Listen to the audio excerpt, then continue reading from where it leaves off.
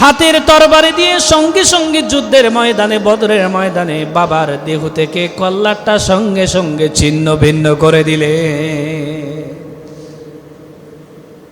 সমাজে প্রভাকাণ্ডা তৈরি হয়ে গেল। আবু উবাইদা ইবনুল জাররাহ পিতাকে হত্যা করেছেন, পিতাকে জবাই করেছেন। আল্লাহ আয়াত নাজিল করে জানাই দিলেন, আবু উবাইদা ইবনুল জাররাহ পিতাকে হত্যা করে নাই, আবু উবাইদা ইবনুল জাররাহ শিরককে হত্যা করেছে। আটটি কর্মসূচি আমাদের যুবকরা যদি মানে, আল্লাহি আল্লাহর কসম, এ সমাজের প্রত্যেকটি সন্তান ভালো হয়ে যাবে, এতে কোনো সন্দেহ নাই। এক নম্বরে লা তা'বুদুনা ইল্লাল্লাহ, আল্লাহ ছাড়া কাউকে সিজদা করা যাবে না। ওই রবেরই ইবাদত করতে হবে, ওই রবের গুণকীর্তন করতে হবে যে রব আপনাকে আমাকে সম্মানিত জাতি করে দুনিয়াতে সৃষ্টি করেছেন। আল্লাহ এই জন্য আপনাকে আমাকে সম্মানিত জাতি বলে ঘোষণা করেন নাই। সারা জীবন মোবাইল নিয়ে পড়ে থাকবেন, সারাদিন মোবাইল নিয়ে পড়ে থাকবেন, রাত 12টা 1টা 2টার পরে ঘুমাবেন। ফজরের নামাজ তো অনেক দূরের কথা, সকালে স্কুলও যেতে পারে না। এজন্য আল্লাহ আপনাকে আমাকে সম্মানিত জাতি করে দুনিয়াতে পাঠান নাই। আল্লাহ সম্মানিত করেছেন, সম্মানিত জাতির কাজ হবে, প্রতিটি কাজ, প্রতিটি সেক্টর, প্রতিটি বিষয়বস্তু হবে টাইম অনুযায়ী। দেখেন, কোনো জাতির ভিতরে সময়ের জ্ঞান নাই, শুধু মুসলমানের ভিতরে আল্লাহ সময়ের একটা জ্ঞান দিয়েছেন। নামাজ 5 ওয়াক্ত নামাজের একটা নির্ধারিত সময় আছে না? সময় আছে। এখন ইমাম সাহেব চলে এসেছে, নামাজের সময়ও শুরু হয়েছে, পেছনে যদি প্রধানমন্ত্রী আছে, ওর জন্য কি ইমাম সাহেব 5 মিনিট দেরি করবে নাকি? বলেন। তাহলে সময়ের জ্ঞান শুধু আল্লাহ মুসলমানকে দিয়েছে, অন্য কোনো জাতির ভিতরে সময়ের জ্ঞান নেই। অথচ দুঃখজনক বিষয় হলেও সত্য, পৃথিবীতে যত জাতি আছে, যত ধর্মের মানুষ আছে, সবার ভিতরে সময়ের জ্ঞান আছে। শুধু মুসলমান কোরআন না পড়ার কারণে আমাদের ভিতরে সময়ের জ্ঞান নাই। নেতা আসার কথা সকাল 10টার সময়, হাজার হাজার লক্ষ লক্ষ মানুষ তার জন্য দাঁড়িয়ে আছে, ওই শয়তান আসছে দুপুর 12টায়। সময়ের জ্ঞান এই মুসলমানের ভিতরে আছে? নাই। এই জন্য সময়ের জ্ঞান সম্পর্কে আপনাকে আমাকে সচেতন হতে হবে, বুঝতে হবে, জানতে হবে। এই জন্য আল্লাহ পাক বলছেন, লা তা'বুদুনা ইল্লাল্লাহ, তোমরা আল্লাহ ছাড়া কারো ইবাদত করবে না, আল্লাহর ইবাদত করবে, আল্লাহর দাসত্ব করবে। কারণ আল্লাহ পাক আপনাকে আমাকে সৃষ্টি করেছেন, আলা লাহুল খালকু ওয়াল আমরু, সৃষ্টি যার, আইন চলবে যার, সৃষ্টি যার, দাসত্ব হবে তার। আমাদের স্রষ্টাকে বলেন তো একটু, সবাই জোরে বলেন। আমাদের স্রষ্টা আল্লাহ। যদি স্রষ্টা আল্লাহ হয়ে থাকে তাহলে ওই স্রষ্টাকে জানতে হবে। কয়দিন আপনি কোরআন পড়েছেন? আপনার বয়স তো 60-70 বছর হয়ে গেছে। জীবনে একটি দিনের জন্য কোরআন উল্টায় দেখেন না স্রষ্টাকে, কে আপনাকে সৃষ্টি করেছেন, আপনার মালিককে, কে আপনাকে রিজিক দিচ্ছে, কার কাছে মাথা নত করবেন, কার ইবাদত করতেছেন, একটিবারের জন্য চিন্তা আপনার মনে আসে নাই? একটিবার কোরআন পড়েন নাই? রাসূল করিম সাল্লাল্লাহু আলাইহি ওয়াসাল্লামের আদর্শে আদর্শিত হওয়ার একটিবারের জন্য চেষ্টা করে নাই? কারণ আপনি তো জানেন না আপনার নেতাকে, আপনার রবকে। রব সম্পর্কে আমরা জানি না বলেই তো আমরা রবের সাথে আমরা প্রতারণা করি, রবের সাথে আমরা বেয়াদবি করি, রবের কথাগুলো আমরা অমান্য করি। রবকে যদি আমরা জানতাম, রবকে। এখন প্রধানমন্ত্রীর কথা একটা উদাহরণ দিই আমি। এখন প্রধানমন্ত্রী কি, তার ক্ষমতা কত বেশি, তার ক্ষমতা কত দূর পর্যন্ত বিস্তৃত, আমরা এটা যখন জানি, এরপরে আমরা প্রধানমন্ত্রীকে সম্মান আর মর্যাদা করি। তাহলে প্রধানমন্ত্রীর বড় প্রধানমন্ত্রী যিনি রাজাধিরাজ, ওই মালিককে আপনি আমি যদি জানি, ওই মালিককে যদি আমরা জানার চেষ্টা করি, জানি আর বুঝি, তাহলে অবশ্যই মালিকের কাছে আমাদের মাথা নত হবে। কথা বলেন ঠিক কিনা? আল্লাহ রাব্বুল আলামিন বলেন, লা তা'বুদুনা ইল্লাল্লাহ, লা তা'বুদুনা ইল্লাল্লাহ, এক রবের ইবাদত করবে, এক আল্লাহর দাসত্ব করবে, এক আল্লাহর গোলামি করবে, এক রবের কাছে মাথা নত করবে। পৃথিবীর কোনো মানুষের কাছে মাথা নত করবে না, পৃথিবীর কোনো রাজা বাদশার কাছে মাথা নত করবে না, কারো গোলামি করবে না। গোলামি করব কার? আমরা জুমার দিনে নামাজে এসেছি, গোলামি হবে কার? গোলামি হবে আল্লাহর। আজ পরিতাপের বিষয়, এই বাংলাদেশে নামে বেনামে মাজার খুলে আজকে বাজার গরম হয়ে যাচ্ছে। আজকে নামে বেনামে মাজার খুলে আজকে রমরমা ব্যবসা চলতেছে, অথচ মাজারের খাদেম, মাজারে সিজদা দেওয়া, মাজারে যাওয়া সম্পূর্ণরূপে হারাম। হ্যাঁ, আপনি মাজার জিয়ারতের উদ্দেশ্যে আপনি যেতে পারবেন, কিন্তু মাজারে যাবেন মান্নত করার জন্য, মাজারে যাবেন সিজদা দেওয়ার জন্য, মাজারে ইবাদতের জন্য যাবেন, কিছু চাওয়ার জন্য যাবেন, এটা হারাম, সম্পূর্ণরূপে হারাম। আজ পরিতাপের বিষয়, এদেশে নামে বেনামে মাজার খুলে মানুষকে শিরকের ভিতরে মুবতলা করা হচ্ছে। এমনও মাজার আছে এদেশে, আমরা তো সারা বাংলাদেশে ঘুরি, আমরা জানি এমনও মাজার আছে, নাম দিয়েছি গাদাসার মাজার, গাদাসার মাজার, ভণ্ড পীরের মাজার, এগুলো মাজারের নাম দিয়েছে গাদাসার মাজার। ওইখানে গাদা ছাড়া আর কোনো কিছুই নাই, যাবেন গাদার ব্যবসা ছাড়া কোনো ব্যবসা নেই, হালাল গাদার ব্যবসা ওইখানে। মাজারে সিজদা দেওয়া হারাম, মাজারে মান্নত করা হারাম। মান্নত করতে হবে কার নামে বলেন তো? আল্লাহর নামে মান্নত করতে হবে, আল্লাহকে সিজদা দিতে হবে, কারো কাছে সিজদা দেওয়া যাবে না। সম্মানিত উপস্থিতি, আলোকিত সমাজ গঠনের 1 নম্বর কর্মসূচি আল্লাহ রাব্বুল আমিন বলেন, লা তা'বুদুনা ইল্লাল্লাহ। আল্লাহ সুবহানাহু ওয়া তাআলা যুগে যুগে যে সমস্ত জাতি আর জাতির মানুষকে ধ্বংস করেছেন, লা তা'বুদুনা ইল্লাল্লাহ এ ফর্মুলার নাম মেনে নেওয়ার কারণে আল্লাহ পাক যুগে যুগে জাতি এবং জাতির মানুষকে আল্লাহ ধ্বংস করে দিয়েছেন। বিশ্বনবী রাহমাতাল লিল আলামিন, আল্লাহ পাক তাকে দুনিয়ার জমিনে প্রেরণ করার পূর্বে 500 বছর মানুষ শিরকের ভিতরে মুবতালা হয়ে যায়। এই মানুষগুলো মূর্তি পূজায় লিপ্ত হয়ে যায়, যেমনটি লিপ্ত হয়েছিল সাইয়্যিদুনা মূসা আলাইহিস সালামকে পৃথিবী থেকে ইন্তিকালের পরে আল্লাহ 350 বছর কোনো পয়গম্বর পাঠান নাই। সমাজের মানুষগুলো মূর্তি পূজায় লিপ্ত হয়ে যায়। আল্লাহ রাব্বুল আমিন পুরো জাতিকে ধ্বংস করে দিলেন। ধ্বংস করে দিয়ে ওই সমাজের মানুষকে আবার নতুন জাগরণ তৈরি করার জন্য একজন নবীকে আল্লাহ পাক বানি ইসরাইলের জন্য প্রেরণ করলেন। আল্লাহ ওই নবীর নাম রেখেছেন সামুয়েল আলাইহিস সালাম। এজন্য আমি বলি, আল্লাহর সঙ্গে শিরক করা যাবে না। পৃথিবীতে ধ্বংসপ্রাপ্ত 6টি জাতি আল্লাহ পাক তাদেরকে ধ্বংস করেছেন শুধুমাত্র আল্লাহর সঙ্গে শিরক করার কারণে। এই 6টি জাতিকে আল্লাহ পাক ধ্বংস করে দিয়েছেন আল্লাহর সঙ্গে শিরক করার কারণে, আল্লাহর সঙ্গে হৃদ্রতা সম্পর্ক স্থাপন করার কারণে আল্লাহ পাক এই পুরো 6টি জাতিকে আল্লাহ পাক একেবারে মাটির সাথে ধূলিসাৎ করে দিয়েছেন। আল্লাহ রাব্বুল আমিন বলেন, ওয়াকালু লা তাযারুন্না আলিহাতাকুম ওয়ালা তাযারুন্না ওয়াদ্দান ওয়ালা সুআআ ওয়ালা ইয়াগুসা ওয়া ইয়াউকা ওয়া নাসরা। আল্লাহু আকবার। আমি বোঝাচ্ছি, মুসলমান আল্লাহ ছাড়া কোনো মানুষের কাছে মাথা নত করা যাবে না। সৈয়দ হযরতে নূহ আলাইহিস সালামের ইন্তিকালের পরে 5 জন বড় বড় আল্লাহওয়ালা ইমানদার বুজুর্গ ওয়াদ, সুআ, ইয়াগুস, ইয়াউক এবং নাসর, 5 জন বড় বড় আল্লাহওয়ালা ইমানদার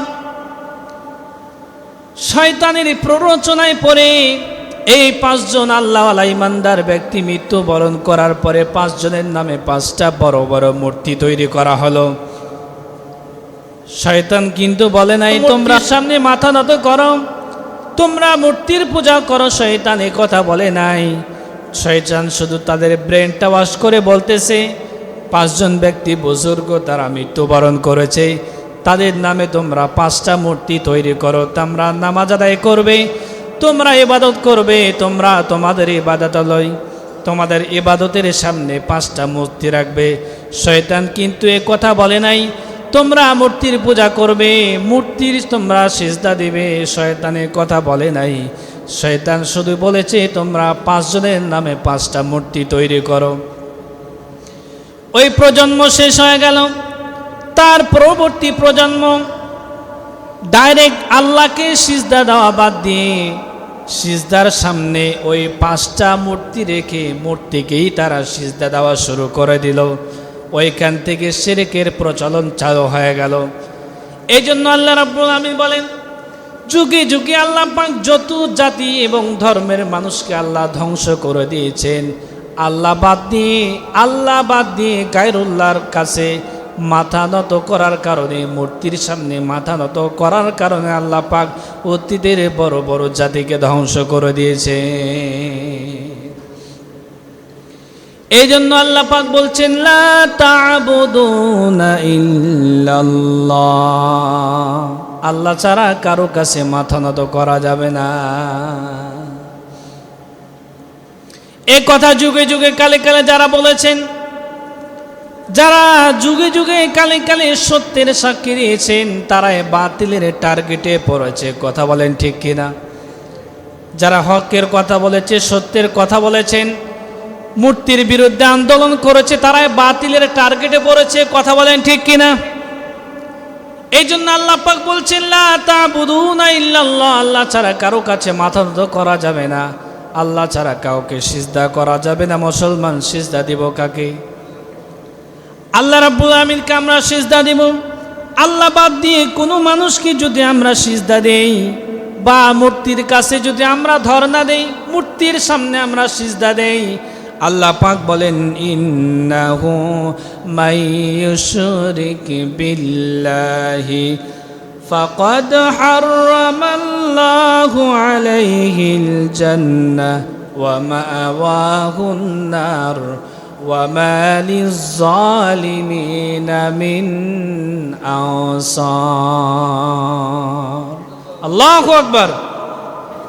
ইন্নাহু মাইয়ুশরিক বিল্লাহ, যে ব্যক্তি শিরক করে, শিরকের সঙ্গে যুক্ত হয়ে যায়, শিরকের ভিতরে মুবতালা হয়ে যায়, ফাকাদ হারামাল্লাহু আলাইহিল জান্নাহ, যে ব্যক্তি আল্লাহর সঙ্গে কাউকে শিরক করেন, আল্লাহ পাক বলছেন তার জন্য আল্লাহ পাকের জান্নাত চিরকালের জন্য হারাম হয়ে যায়। ওয়া মা'ওয়াহুন নার, জাহান্নাম তার জন্য অবধারিত হয়ে যায়। ওয়া মা লিয-যালিমিনা মিন আনসার, আর কিয়ামতের দিন ওই জালিমের জন্য কোনো সাহায্যকারী থাকবে না। এজন্য আল্লাহর সঙ্গে শিরক করা যাবে না, আল্লাহর সঙ্গে বেয়াদবি করা যাবে না, কোনো মূর্তির সামনে সিজদা দেওয়া যাবে না, মূর্তির সামনে মান্নত করা যাবে না, মাজারে মান্নত করা যাবে না, মাজারে সিজদা দেওয়া যাবে না। যদি মাজারে বা মূর্তির সামনে মাথা নত করেন, মূর্তিকে সিজদা দেন, মালিক রাগান্বিত হয়ে যায়। এই জন্য ওলামাদের দায়িত্ব হবে শিরক মুক্ত সমাজ গঠনের জন্য মানুষকে সচেতন করতে হবে, শিরক মুক্ত আন্দোলনের জন্য মানুষকে সচেতন করতে হবে, দাওয়াত দিতে হবে। হযরতে লুকমান আলাইহিস সালাম, লুকমান হাকিম, তার সন্তানকে 1 নাম্বার উপদেশ দিয়েছেন, বাজান রে, লা তুশরিক বিল্লাহ, আল্লাহর সঙ্গে শিরক করো না, আল্লাহর সঙ্গে শিরক করা যাবে না। ইন্নাহু মাইয়ুশরিক বিল্লাহ ফাকাদ হারামাল্লাহু আলাইহিল জান্নাহ, যে ব্যক্তি আল্লাহর সঙ্গে শিরক করবে, আল্লাহ পাকের জান্নাত তার জন্য হারাম হয়ে যাবে। আল্লাহর সঙ্গে শিরক করা যাবে না। এই জন্য লুকমান হাকিম তার সন্তানকে 1 নম্বরে উপদেশ দিয়েছেন, বাজান আল্লাহর সঙ্গে শিরক করবে না। আপনি গার্জিয়ান, আপনি বাবা, আপনি আপনার সন্তানকে জীবনে একটিবারের জন্য বলতে পেরেছেন, এই শিক্ষা দিতে পেরেছেন, বাবা, বাজান, ও আমার কলিজার টুকরা সন্তান, আল্লাহর সঙ্গে শিরক করা যাবে না। এই শিরক মস্ত বড় জুলুম, আল্লাহর সঙ্গে জুলুম করা হয়, জুলুম করার শামিল। আপনি নিজেই তো জানেন না শিরক কি, আপনি তো জীবনে কোরআনই পড়েন নাই। শিরক কি? শিরক করলে কি হয় আপনি নিজেই তো জানেন না, কোরআনই পড়েন নাই, হাদিস পড়তে জানেন না, কোরআন পড়তে জানেন না, তাহলে আপনার সন্তানকে আপনি কি শিক্ষা দিবেন? আল্লাহ রাব্বুল আমিন বলেন, فمن كان يرجو لقاء ربه فليعمل عملا صالحا ولا يشرك بعبادة ربه أحدا। আল্লাহ পাক বলেন, ফামান কানা ইয়ারজু লিকা রাব্বি, যে ব্যক্তি আল্লাহর সঙ্গে সাক্ষাৎ করতে যায় সে যেন দুইটি কর্মসূচি পালন করে। এক নম্বরে ফালিয়া আমাল আমালান সলিহান, সে যেন ভালো ভালো কাজ করে, আমলে সলিহ করে। দুই নম্বরে ওয়ালা ইউশরিক বিইবাদাতি রাব্বিহি আহাদা, শিরক মুক্ত এক রবের ইবাদত করতে হবে। ওই রবের নাম কি? আল্লাহ বলছেন কিয়ামতের দিন যে ব্যক্তি আমার সঙ্গে সাক্ষাৎ করতে চায়, যারা আমার সঙ্গে সাক্ষাৎ করতে চায় তারা যেন দুইটি কর্মসূচি পালন করে। এক নম্বরে ফালিয়ামাল আমালান সলিহান, সে যেন ভালো ভালো কাজের আঞ্জাম দেয়। পৃথিবীতে যত ভালো কাজ আছে সমস্ত ভালো ভালো কাজের আঞ্জাম দিতে হবে। দুই নম্বরে ওয়ালা ইউশরিক বিইবাদাতি রাব্বিহি আহাদা, শিরক মুক্ত ইবাদত করতে হবে। সম্মানিত উপস্থিতি, দুই নম্বর কর্মসূচি আল্লাহ রাব্বুল আমিন বলেন ওয়াবিল ওয়ালিদাইনি ইহসানা, পিতামাতার সাথে সদাচরণ করতে হবে। এই বিধানটি দিয়েছে কে? পিতামাতার সাথে সদাচরণ করতে হবে, বিধানটি কার? আজকে পরিতাপের বিষয়, সন্তানের ভিতরে সন্তানকে ইসলামের শিক্ষায় শিক্ষিত না করার কারণে আজকে এদেশের যুব সমাজ আপনার সন্তান আমার সন্তান পিতামাতার সাথে কেমন আচরণ করতে হবে এটা আজকে শিখে নাই, জানে না। বলেই তো বাবা যদি সন্তানকে উপদেশ দেয় ওই সন্তান বাবার গলা চেপে ধরে। কথা বলেন ঠিক কিনা? গলা চেপে ধরে, কারণ ওই শিক্ষায় আপনার সন্তানকে আপনি শিক্ষিত করতে পারেন নাই।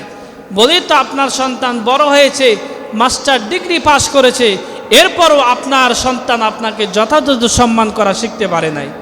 কারণ দুনিয়াবী শিক্ষায় শিক্ষিত হয়েছে আপনার সন্তান, কিন্তু আল্লাহর কোরআন ওহির শিক্ষায় শিক্ষিত হয় নাই। বলেই তো আপনার সন্তান জমি জায়গা নিয়ে আপনার সঙ্গে বিরোধ করে।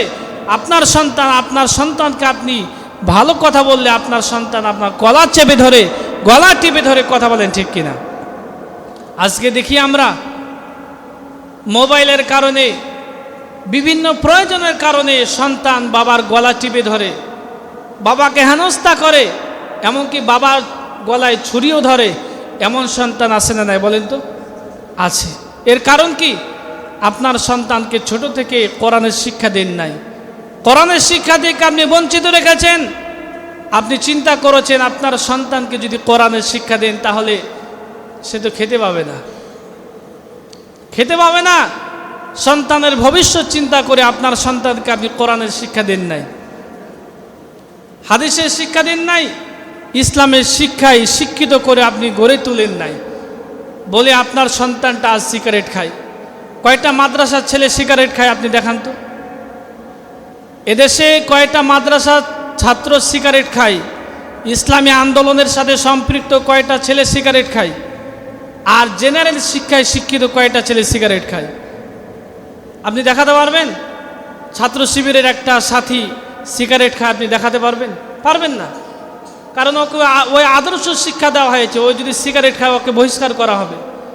জামাত ইসলামের একটা রোকন, ওই সিগারেট খায় আপনি দেখাতে পারবেন? ওই যদি সিগারেট খায় ওকে কাল থেকে ওকে বহিষ্কার করা হবে। সুদ ঘুষের সাথে জড়িত আপনি দেখাতে পারবেন? পারবেন না।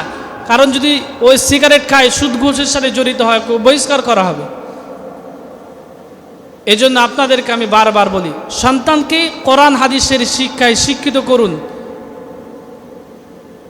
ইসলামী সাহিত্য সন্তানকে শিক্ষার ব্যবস্থা করুন, কোরআন শিক্ষার ব্যবস্থা করুন। তাহলে বড় হওয়ার পরে আপনার সন্তান, আপনার ছেলে, আপনার মেয়ে সুশিক্ষায় শিক্ষিত হওয়ার পরে আপনার সাথে ভালো ব্যবহার করবে, সদাচরণ করবে। আল্লাহর কোরআন যেভাবে আপনার সাথে ব্যবহার করতে বলেছে। সম্মানিত উপস্থিতি, আল্লাহ রাব্বুল আমিন বলেন ওয়াবিল ওয়ালিদাইনি ইহসানা, পৃথিবীর সমস্ত সন্তানদেরকে আল্লাহ পাক বলছেন তোমরা পিতামাতার সাথে সদাচরণ করবে, ভালো ব্যবহার করবে। নবী করিম সাল্লাল্লাহু আলাইহি ওয়াসাল্লামকে প্রশ্ন করা হলো, ইয়া রাসূলুল্লাহ, ইয়া হাবিবাল্লাহ, ইসলামে কোন কাজটি উত্তম? নবী করিম সাল্লাল্লাহু আলাইহি ওয়াসাল্লাম প্রশ্ন উত্তরে তিনটি জবাব দিয়েছেন। এক নম্বরে আসসালাতু আলা ওয়াক্তিহা, সময় মতো নামাজ আদায় করবে। আমাদের সমাজে সময় মতো নামাজ আদায়ের প্রবণতা নাই। নামাজিতে পরিণত সময় মতো নামাজ দূরের কথা। অথচ আল্লাহ পাক পৃথিবীতে যত নবী প্রেরণ করেছেন, যত জাতি এসেছেন, সমস্ত জাতির জন্য আল্লাহ পাক 2 বার নামাজ ফরজ করেছেন। শুধু উম্মতে মুহাম্মাদের জন্য 5 ওয়াক্ত নামাজ ফরজ। এই জন্য নবী করিম সাল্লাল্লাহু আলাইহি ওয়াসাল্লাম বলেন, আসসালাতু আলা ওয়াক্তিহা, সময় মতো নামাজ আদায় করবে। 2 নম্বরে বিররুল ওয়ালিদাইন, পিতা মাতার সাথে সদাচরণ করবে। 3 নম্বরে আল জিহাদু ফি সাবিলিল্লাহ, আল্লাহর পথে জিহাদ করবে। বিগত সময় আমরা দেখেছি বড় বড় টুপি পরে, বড় বড় দাড়ি রেখে, বড় বড় জুব্বা পরে জিহাদ ফি সাবিলিল্লাহর বিরুদ্ধে আন্দোলন করেছে এমন আলেম দেশে আছে না নাই? একটু জোরে বলেন। 1 লক্ষ মুফতি সাহেবের ফতোয়া রেডি করেন, সমাজে ফতোয়া জারি করেছে জিহাদ নাই, জিহাদ করা যাবে না। অথচ আল্লাহ রাব্বুল আলামিন কোরআনুল কারীমের পরতে পরতে জিহাদের কথা বলেছেন। ব্রিটিশ বিরোধী আন্দোলনের সময় একদল সরকারের 5টা গোলাম, তারাও জিহাদের বিরুদ্ধে আন্দোলন করেছিল। কথা বলেন ঠিক কিনা? জিহাদ নাই, কে বলেছে জিহাদ নাই? আল্লাহ কোরআনের পৃষ্ঠায় পৃষ্ঠায় জিহাদের কথা বলেছেন। সাইয়্যিদুনা তালুত এবং জালুতের যুদ্ধের সময় সামুয়েল আলাইহিস সালাম তৎকালীন সময় একজন রাজা বাদশার কথা আল্লাহ বর্ণনা করেছেন। তারা বলল, আপনি আল্লাহর কাছে দোয়া করুন, আল্লাহ পাক যেন আমাদের জন্য যুদ্ধ ফরজ করে দেন। ওই নবী ডাক দিয়ে বলেন, আমি যদি আল্লাহর কাছে দোয়া করি, আল্লাহ যদি যুদ্ধের আয়াত নাজিল করে দেন, তোমরা যদি যুদ্ধের ময়দানে না যাও তাহলে বিষয়টা হিতে বিপরীত হয়ে যেতে পারে। তারা বলল, কেন আমরা যুদ্ধ করব না? কেন আমরা লড়াই করব না, সংগ্রাম করব না? ওয়াকাদ উখরিজনা মিন দিয়ারিনা ওয়া আবনাইনা, আমাদেরকে আমার ঘর বাড়ি থেকে বের করে দিয়েছে, এলাকা থেকে, আমাদের আবাসভূমি থেকে আমাদেরকে বের করে দিয়েছে। কেন? ন্যায় সঙ্গত কারণে আমরা বাতিলের বিরুদ্ধে যুদ্ধ করব না, ঠিক কিনা? প্রয়োজনে তরবারি হাতে নিতে হবে, এটা ইসলামের শিক্ষা। আল্লাহ কোরআনের পৃষ্ঠায় পরতি পরতি জিহাদের কথা বলেছেন। এই জন্য নবী করিম সাল্লাল্লাহু আলাইহি ওয়াসাল্লাম বলছেন, আল জিহাদু ফি সাবিলিল্লাহ, প্রয়োজনে আল্লাহর পথে, আল্লাহর রাস্তায় জিহাদ করতে হবে। বদর যুদ্ধের কথা কি আপনারা ভুলে গিয়েছেন? বদরের ময়দানে নবী করিম সাল্লাল্লাহু আলাইহি ওয়াসাল্লামের একজন বিশিষ্ট সাহাবী আবু উবাইদা ইবনুল জাররাহ রাদিয়াল্লাহু তাআলা আনহু, তিনি যুদ্ধের ময়দানে রওনা দিয়েছেন, যুদ্ধ করতেছেন। কাফেরদের ভিতরে প্রবেশ করে অসংখ্য কাফের সৈন্যকে জাহান্নামে পাঠিয়ে দিলেন। তার বাবা তার সামনে বারবার যুদ্ধের ময়দানে প্রতিবন্ধকতা তৈরি করতেছেন।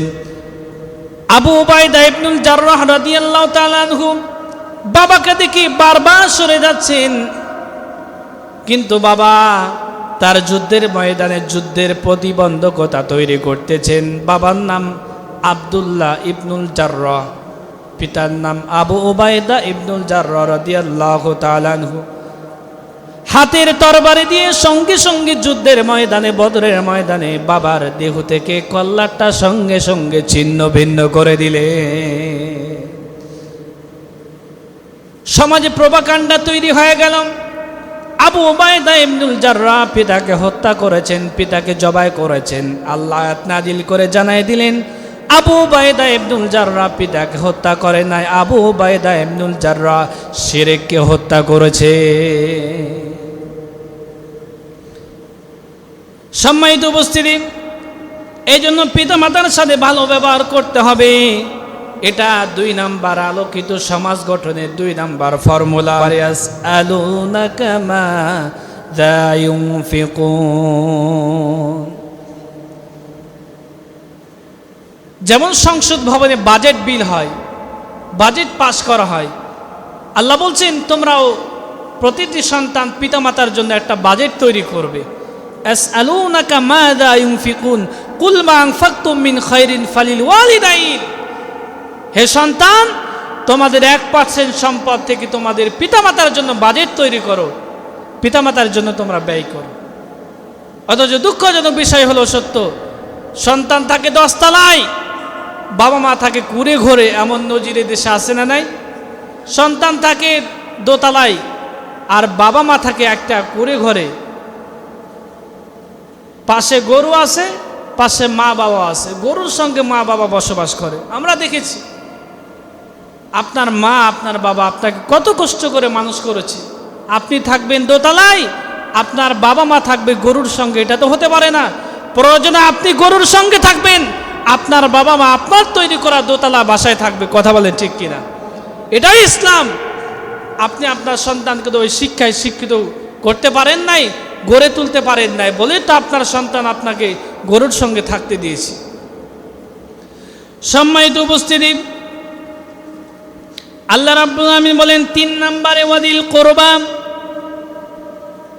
আত্মীয়র জন্য খরচ করতে হবে, আত্মীয়তার সম্পর্ক বজায় রাখতে হবে। দেশে এটা নাই। আত্মীয়তার সম্পর্ক আমরা স্থাপন করি না, আত্মীয়তার সম্পর্কে আমরা সুসম্পর্ক বজায় রাখি না। আলোকিত সমাজ গঠনের 3 নম্বর কর্মসূচি ওয়াদিল কুরবা, নিকট আত্মীয়দের জন্য খরচ করতে হবে, আত্মীয়দের খোঁজ খবর নিতে হবে। করা যাবে তো ইনশাল্লাহ? পারবেন সবাই ইনশাল্লাহ। 4 নম্বরে ওয়াল ইয়াতামা, এতিমদের জন্য খরচ করতে হবে, এতিমদের সাথে ভালো ব্যবহার করতে হবে। কারণ নবী করিম সাল্লাল্লাহু আলাইহি ওয়াসাল্লাম সম্পর্কে আল্লাহ পাক বলছেন, আলাম ইয়াজিদকা ইয়াতীমান ফাআওয়া ওয়া ওয়াজাদাকা দাল্লান ফাহাদা।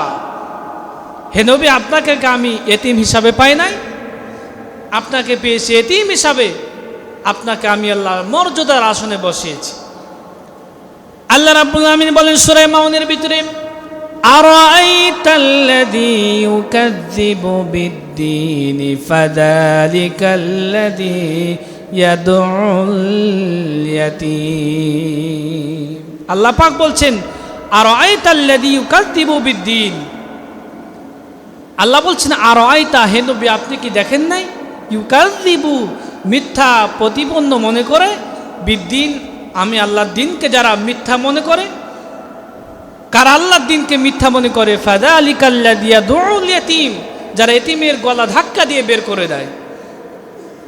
তারা শুধু আল্লাহর সাথে বেয়াদবি করে তা নয়, তারা আল্লাহর দিন অর্থাৎ কিয়ামত দিবসকে তারা অস্বীকার করে। এজন্য এতিমদের সাথে রূঢ় ব্যবহার করা যাবে না, এতিমদের সাথে খারাপ ব্যবহার করা যাবে না।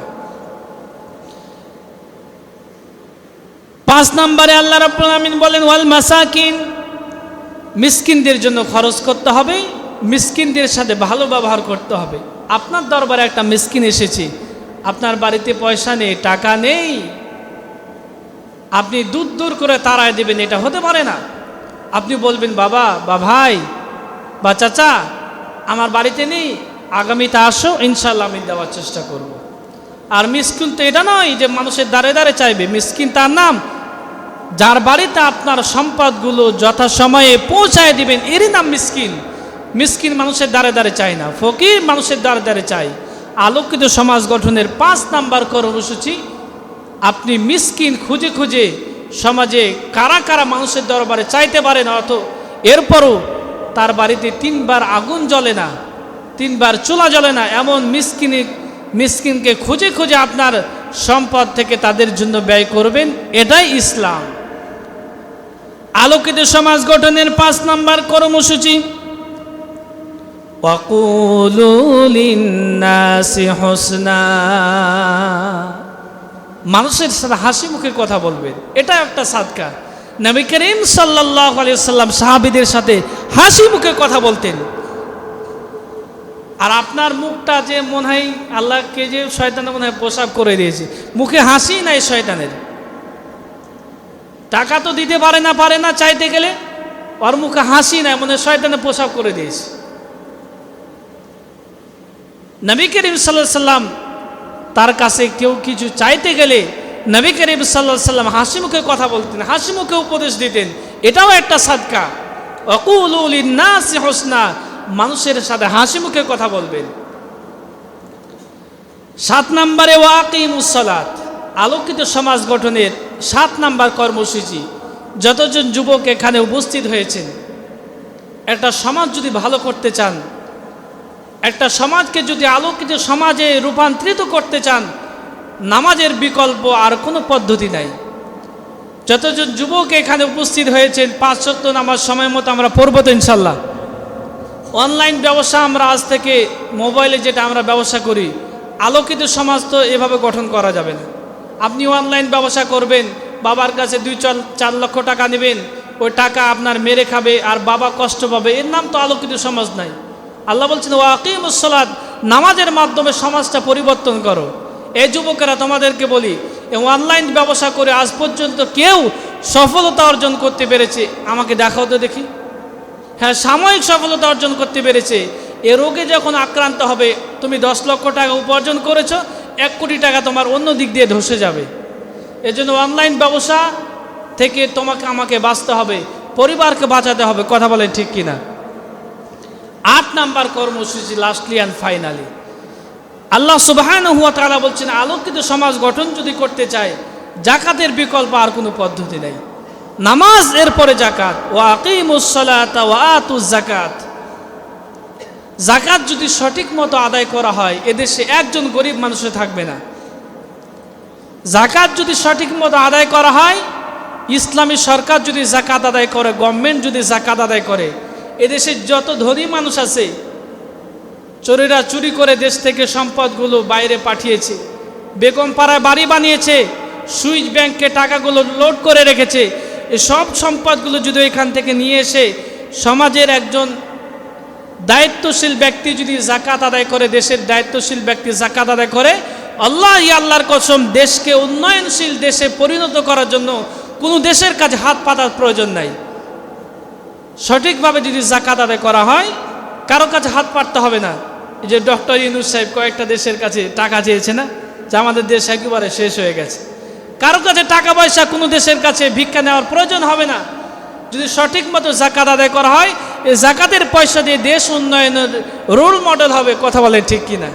এই জন্য আলোকিত সমাজ গঠনে যে 8টি কর্মসূচি আমরা আলোচনা করেছি, প্রতিটি যুবক আর যুবতী, প্রতিটি সমাজের এলাকার মানুষ যদি মেনে নেয়, আল্লাহর কসম, এলাকাটা আলোকিত সমাজে পরিণত হবে, এতে কোনো সন্দেহ নাই।